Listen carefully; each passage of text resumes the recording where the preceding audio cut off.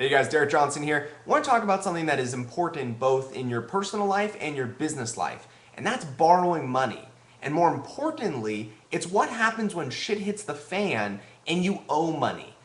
Too many people, at least the people I deal with, and I see this all from people that I consult with and people I talk to and other business people, when shit hits the fan and someone owes you money, usually what happens is that person that owes you money completely falls off the grid. They don't call you, they don't respond to your emails, they don't, respond to your phone calls. They just drop off the grid. Unfortunately, that's the complete opposite way that you're supposed to handle it if you owe somebody money. And trust me, people understand that, people are going through tough times right now, or maybe they have to, restructure the payments, or maybe they just lost their job. There's a ton of different reasons, why maybe you can't pay back, what you said you were going to pay back, or at this certain time you were going to pay it back.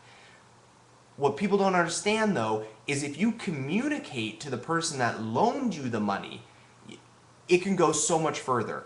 There's all kinds of people that can loan you money. Credit cards, banks, investors, family, friends, all types of people. And there's good reasons for, borrowing money for a house, for a car, to start a business, to pay off some loans maybe, things like that. But if you owe somebody money and you're going to be late, and maybe you can't pay it all, when you said you were going to pay it, the best thing you can do is pick up the phone, open Gmail, write them an email, call them, and explain what is happening. The worst thing for someone who is owed money is that when it comes time, maybe the bill's due on the 15th, and the 15th comes, the 16th, the 17th, the 18th, and no money, and no explanation. From my perspective, that looks like you just dropped off or you're not willing to pay me. If you owe me money and you send me an email, 2 days before, go, Derek, look, I'm falling on hard times. Here's what I'm doing to, pay off the loan. Here's my plan for paying off the loan. Hey, have another 15 days. Go for it. That's no problem. But if it comes to the 17th and I still haven't heard you, I'm going to send an email to you. And if you don't respond to that email, I'm going to take you to collections. And you don't want to go to collections. Collections is a pain in the ass, and nobody really wins with collections. If you owe somebody money, and I'm kind of beating, the hammer over the head of the nail with the hammer right now. If you owe somebody money, contact them. If you can't pay them, if you, need to make different arrangements, start a conversation with them.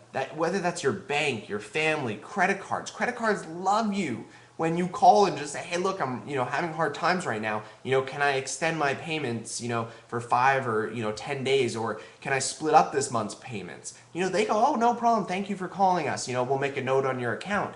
But trust me, the minute that the 15th rolls around and you owe your credit card and you don't pay it, they're sending collections people to your door. They're calling you going, hey, where's my money? And that's not the time to negotiate with them. They don't negotiate when you're already past due.